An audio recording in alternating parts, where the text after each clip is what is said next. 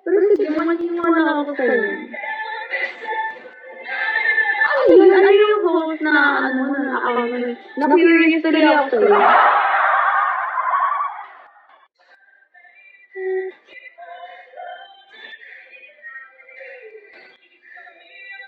Akira! This is PH. Yan yung account mo?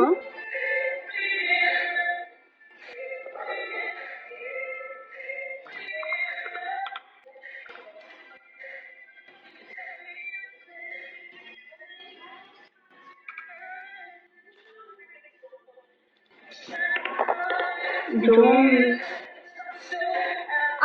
So dalawa account mo. Yung gamit mo na pang PH, tapos yung isa pang US. Tama ba? Medyo, tama ba ako?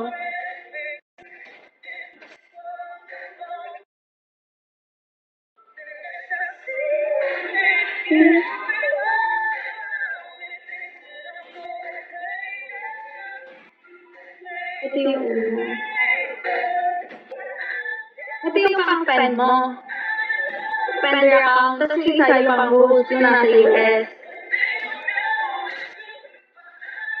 Ano pinagkaiba ng bili ka ng US tsaka dito sa PH?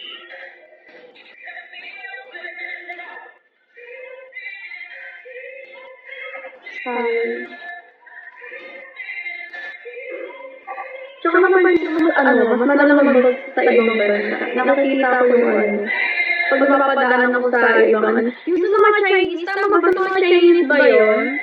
Zion Shong. Tama ba? Sa mga Chinese, nakita ko grabe yung mga doon. Yung mga mysterious man nila, grabe. Bojo. Sherwell.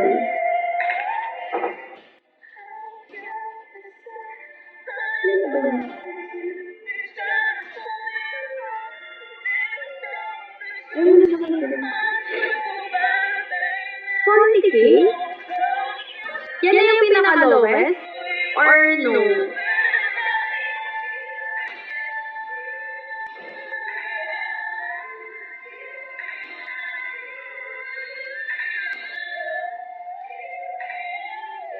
Pero alam ko dati yung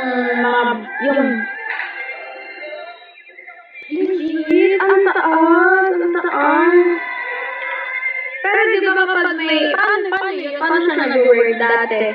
So dati ba kapag hindi mo naabot yung quota mo, may makukuha ka pa rin or wala? Kasi grabe sa 40K.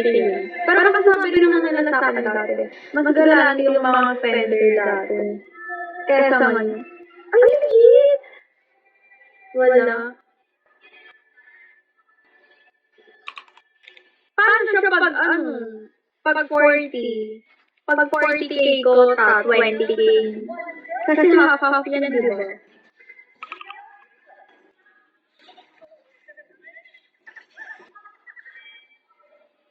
Wala. No, hindi rin.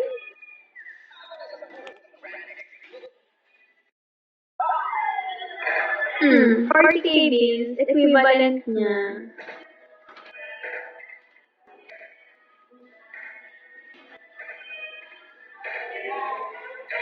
Don't ever go away.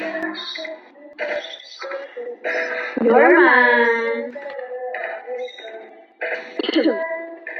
Ano yun? Ano content mo dati?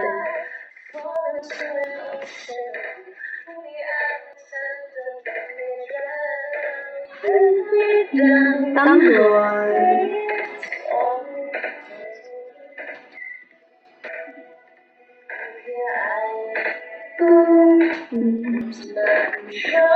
Papol. Kumbaga malasa. Grabe ka, Thor. Napala mo ako doon,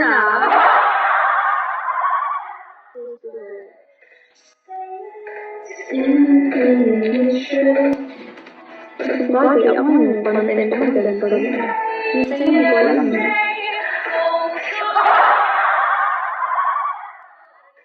Ako wala, ako ganito lang. Minsan nakakanta ako pag-trip ko. Minsan naman pag wala akong kausap, pag-line ako.